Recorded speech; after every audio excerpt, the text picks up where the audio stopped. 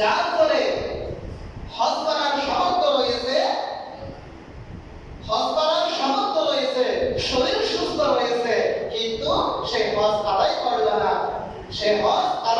না, এটা হলো একটা জুলুম। তার জন্য আল্লাহর পক্ষ থেকে, রাসূলুল্লাহ সাল্লাল্লাহু আলাইহি ওয়াসাল্লামের পক্ষ থেকে কঠিন সংবাদ রয়েছে যে শক্তি সামর্থ্য থাকার পরেও হজ আদায় করল না, হজে গেল না, দেরি করতেছে, তার জন্য কঠিন বাধা রয়েছে। এই হজ আদায় করতে হবে, কারণ হজ একজন ব্যক্তিকে, এটা যে হজ আদায় করবে এই হজের প্রতিদান জান্নাত ছাড়া আর কিছুই নয়। সেজন্য যার সামর্থ্য রয়েছে এই হজের মৌসুমে যে হজ আদায় করবে আন্তরিকতার সাথে হালাল টাকা পয়সা দিয়ে, সেই ব্যক্তির যাতা হচ্ছে জান্নাত ব্যতীত আর কিছুই নয়। রাসূলুল্লাহ সাল্লাল্লাহু আলাইহি ওয়াসাল্লাম বয়ান করবার হযরত আবু হুরায়রা রাদিয়াল্লাহু তাআলা বলেন, আন আবি হুরায়রা রাদিয়াল্লাহু তাআলা আন্না রাসূলুল্লাহ সাল্লাল্লাহু আলাইহি ওয়াসাল্লাম قال العمرة إلى العمرة كفارة لما بينهما والحج مبرور ليس له جزاء إلا الجنة। হযরত আবু হুরায়রা রাদিয়াল্লাহু তাআলা আনহু হাদিস বর্ণনা করেন, রাসূলুল্লাহ সাল্লাল্লাহু আলাইহি ওয়াসাল্লাম বলেন যে আল উমরাতু ইলা আল উমরা কাফারাতুন লাহু বাইনাহুমা, এক উমরা মাঝখানে দ্বিতীয় উমরার মাঝখানে যে সময় রয়েছে এই সমস্ত এক উমরা দ্বিতীয় উমরা হচ্ছে মাঝখানে যেটা পাপসমূহ হয়ে যায়, সমস্ত পাপসমূহ আল্লাহ সুবহানাহু ওয়া তাআলা ক্ষমা করে দিবেন। সুবহানাল্লাহ। আর হজ্জুল মাবরুর, এই হজের প্রতিদান জান্নাত ব্যতীত আর কিছুই নয়। সুবহানাল্লাহ। সুতরাং হজ আদায় করতে হবে, কারণ হজ আদায় করলে জীবনের যাবতীয় সমস্ত গুনাহ আল্লাহ সুবহানাহু ওয়া তাআলা ক্ষমা করে দিবেন। জীবনের সমস্ত গুনাহ যারা হজ আদায় করবেন তারা নবজাত শিশুর মতো হজ আদায় করে নিজ দেশে ফিরে আসবেন। সুবহানাল্লাহ। তাহলে যার ফলে সামর্থ্য রয়েছে তার হজ করার কর্তব্য রয়েছে কিনা? অবশ্যই তাকে হজ করতে হবে। রাসূলুল্লাহ সাল্লাল্লাহু আলাইহি ওয়াসাল্লাম বলেন, ইন্না আবাদান সাহহাতাহু লাহু জিসমা ওয়াসাআতু আলাইহি ফিল মাঈশি তামসি আলাইহি খামসাতুন আহওয়া লা ইয়াফিদু ইলাইয়া লা মাহরুম।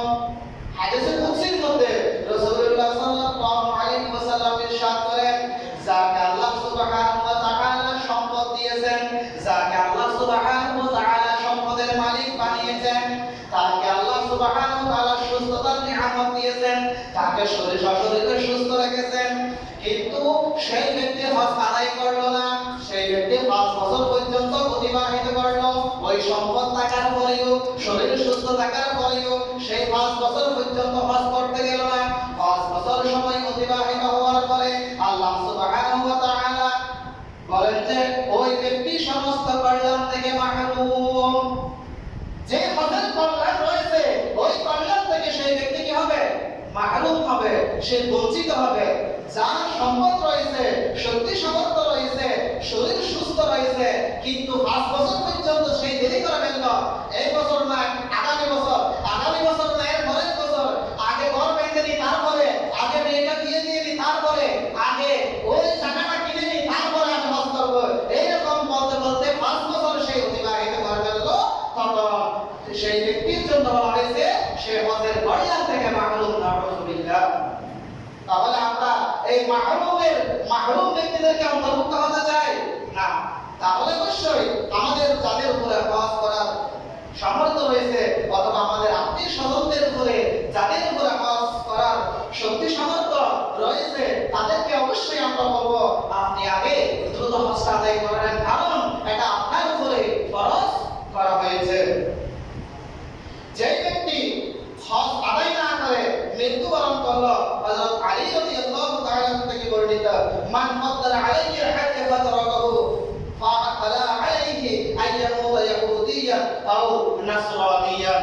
যে ব্যক্তি উপরে হজ ফরজ হয়েছে কিন্তু সে হজ আদায় না করে মৃত্যুবরণ করলো, তাহলে সে কি ইহুদির উপরে মৃত্যুবরণ করলো নাকি খ্রিস্টান হয়ে মৃত্যুবরণ করলো সেটা দেখার বিষয় নয়। আলহামদুলিল্লাহ।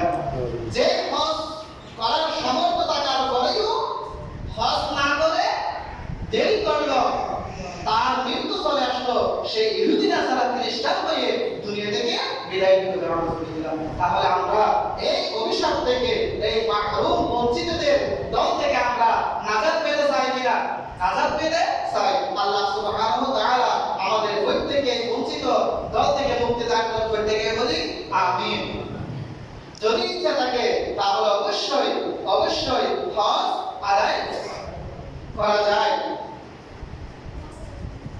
এক গরিব রাখাল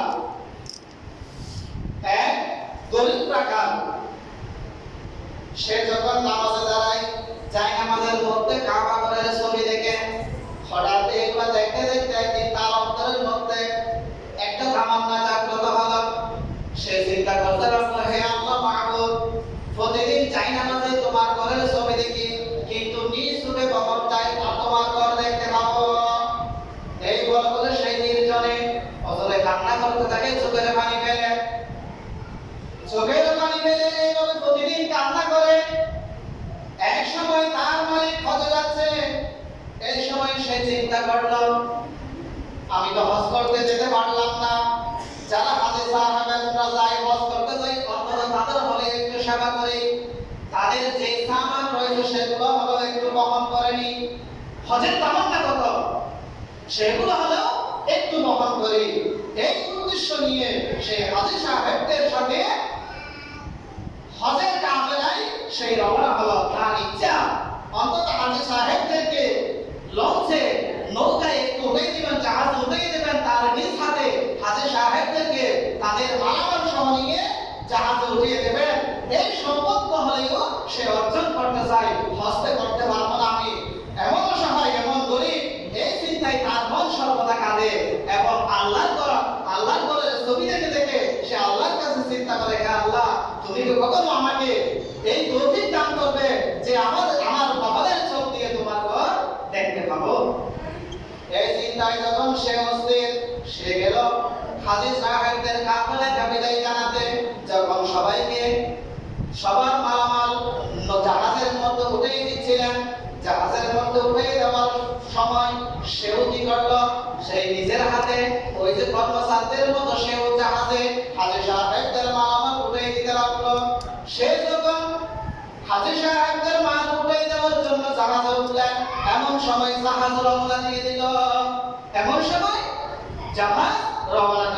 সে চিন্তা করলো, জাহাজ যেহেতু রওনা দিয়ে দিয়েছে, তাহলে আমি একটু কি করে তাদের সেবা যত্ন হলেও করে, হয়তো ওখানে যাওয়ার পরে ফেরত দিলে দিবে, কিন্তু এই সময়টুকু হাজী সাহেবদের আমি একটু সেবা যত্ন করি। সে সেবা যত্ন করতে লাগলো। জাহাজ নিয়ে এক সময় নির্দিষ্ট গন্তব্যে হাজী সাহেবদেরকে নামিয়ে সেখানে গিয়ে বসলো। সে চিন্তা করলো, আমি এই পর্যন্ত আসলাম, এখন আল্লাহর ঘর না দেখে এখানে কিভাবে যাই? সে বিভিন্ন ফন্দি করতে লাগলো। এখানে দুইটা রওয়ায়াত আছে। একটা হচ্ছে সেই জাহাজ থেকে কি করলো, কুফনে তার কোনো কাগজপত্র নাই, সে জাহাজ থেকে সে কুফনে পানিতে লাফ দিয়ে অন্য জায়গায় গিয়ে সে উঠলো। যাওয়ার পরে এমন এক ব্যক্তির সাথে দেখা হলো যার অনেকগুলো উটের খামার রয়েছে। সে বলল, তোমার বাড়ি কোথায়? সে বলল, আমি এখন একটু গরিব লাগার, আমার শক্তি সামর্থ্য নাই, আমি হাজী সাহেবদের কাফেলার সাথে জাহাজে করে এখানে আসছি। আমার অন্তরের আশা, আমার আর্য হচ্ছে, আমার তামান্না হচ্ছে আল্লাহর ঘর দেখে লব্বাইক আল্লাহুম্মা লব্বাইক লা শারীকা লাকা লব্বাইক ইন্নাল হামদা ওয়ান নি'মাতা লাকা ওয়াল মুলক লা শারীকা লাক। এই তালবিয়া পাঠ করে